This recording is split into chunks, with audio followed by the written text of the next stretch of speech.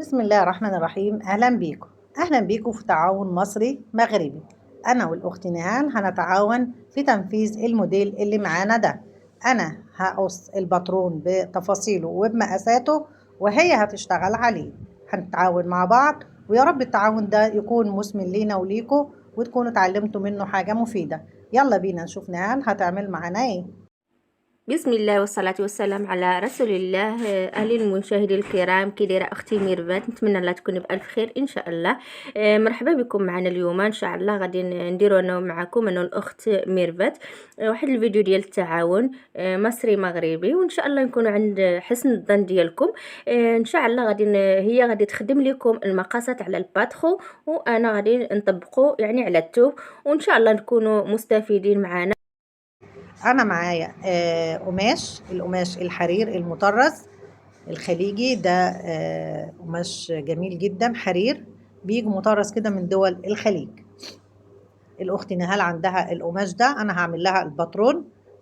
هوريها هنقص ازاي وهي هتنفذ معايا إن شاء الله الموديل بالقص والتفصيل. أنا عملت رسم كروكي للرسمة دي على الورق بحيث إن أنا أشتغل وكأن معايا القماش بالظبط. هنحدد طبعا الأطوال بتاعتنا. ده طول الأمام، بناخد الجزء الأمامي من العباية بنشتغل عليه في الأول عشان فيه تفاصيل أكتر من الخلف. هنا بناخد الطول وبنعلم الطول بتاعنا وبنفرغ القماش وبناخد طول الكم. طيب لو الكم ناقص معايا 5 سنتي 3 سنتي بعمل وصلة من القماش اللي هيطلع من القص بطريقة جميلة وبيكون معايا حلو قوي. لكن هنا الكم ممكن يبقى مظبوط وإن شاء الله يطلع معانا كتمام. هناخد بقى تفاصيل الأمام. بناخد مقاس الكتف وأيا كان 20 21 سنتي، وده اللي هيكون في المقاس اللي معانا. بناخد ساقطة 12 سنتي، وحردة المحيط الرقبة أو الديكولتيه 8 سنتي. تمام، يعني هنا 8 في ساقط 12. لو انت حابة تجيبي بقى الفسطونات دي هوريكي هتفرغيها ازاي بعد كده.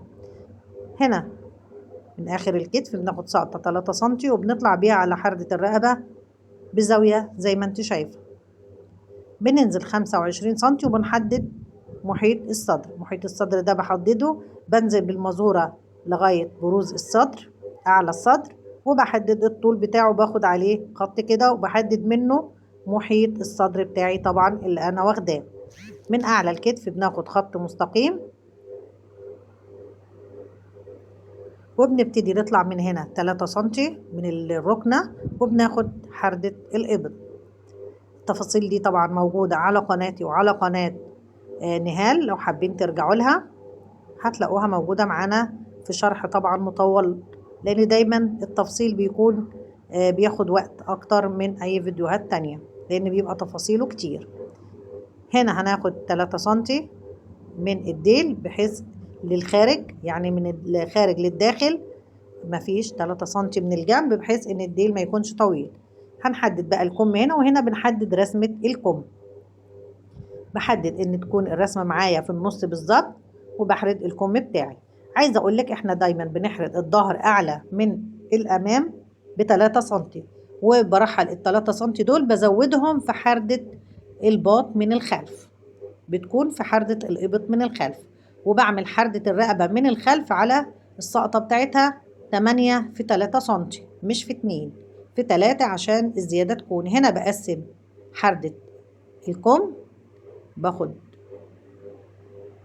من الربع باخد خروج سنتي ونص من هنا وسنتي ونص من هنا. أنا قسمته على 4/4. الربع العلوي باخد منه سنتي ونص للخارج وباخد الكيرف والكيرف للأسفل. برضو الحاجات دي هتلاقيها بالتفاصيل على القنوات. هنا بنحدد المسافة بتاعة وسع الكم من الأسفل أو من اتجاه المعصم وبناخد الحردة بتاعتنا. أنا حابة بقى أعمل إيه لمسة جميلة كده في الكم. باخد من النص بين الأسفل وبعمل علامة وبطلع بيها من 2 ل3 سنتي وباخد كيرف كده عشان الكم يديني شكل جمالي أكتر ويكون متناسق. في حاجة كمان هنعملها في الكم. هنجيب الجزء الأمامي من الكم وده أنا بحدده بالحردة اللي أنا بعملها. باخد 1 سنتي وبنزل بيها على مفيش، ببتديها على مفيش وبنزل بيها على مفيش، وباخد علامة بالقلم بحيث ان انا في التركيب ابقى اكون عارفة ان ده للامام. وبكده احنا خلصنا الكم. هناخد كمان 1 سنتي في الامام بتاع العباية، بتكون معايا الكيرف جميل بتاع حردة الباب. هنشوف الاخت نهال هتقفلها معانا ازاي، تابعونا في الفيديو. هنا هنفرغ بقى الفسطونات بتاعتنا بالطريقة اللي انت شايفاها دي. بيكون التضريس معايا جامد وجميل لان بفرغها بالمقص وما بتعمليش اي مشكلة، بتديني نظافة منها فيها. وبكده نكون خلصنا، وهنتابع مع بعض الفيديو ونشوف التقفيل على الماكينة مع الأخت نهال. اتفضلي يا نهال. ودابا غادي نشوفوا الطريقه ديال الخياطه، يعني كيفاش غادي نخيطوا هذا المخوار من بعد ما فصلناه طبقنا الطريقه ديال الاخت ميرفت. هنا كيف ما راكم تشوفوا يعني راه دوزت ليها السرجي، ضروري يعني البياسه تدوزوا لها السرجي ديالها كامله.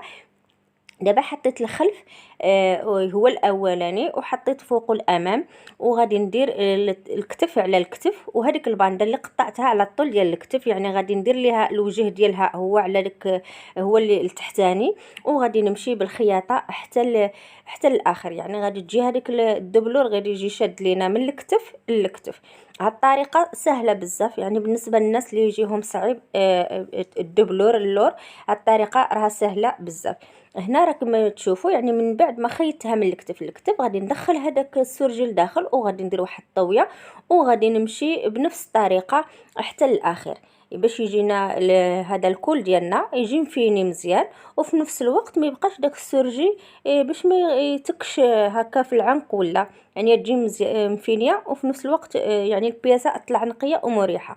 هنا يعني هذا المخوار الطريقه ديالته سهله بزاف، يعني ما فيش تعقيدات. يعني حدو غادي نخيطوا ديك الاساس، هو الكل هو اللي فيه شويه يعني هكذا زعما اللي يكون صعيب.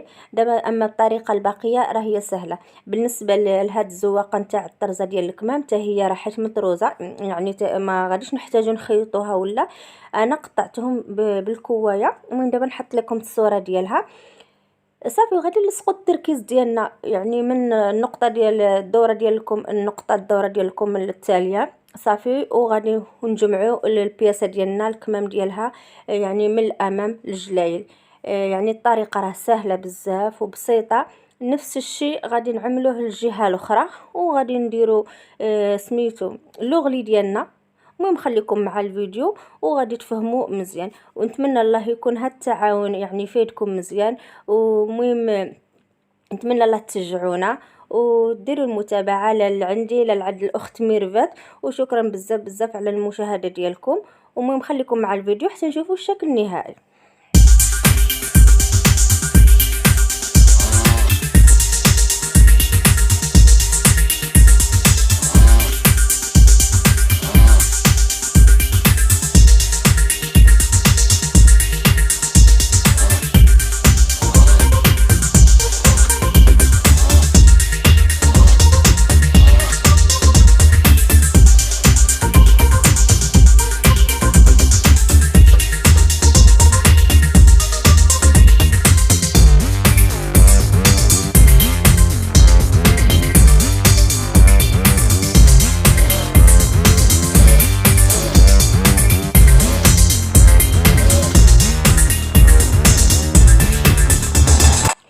ودابا من بعد ما ساليتو بالخياطه المهم صلحنا، هذا هو الشكل النهائي. نتمنى الله ينال الاعجاب ديالكم، وغادي نخلي الراي للاخت ميرفات، ونتمنى الله يعجبها وتقول لنا الراي ديالها كيفاش طلع.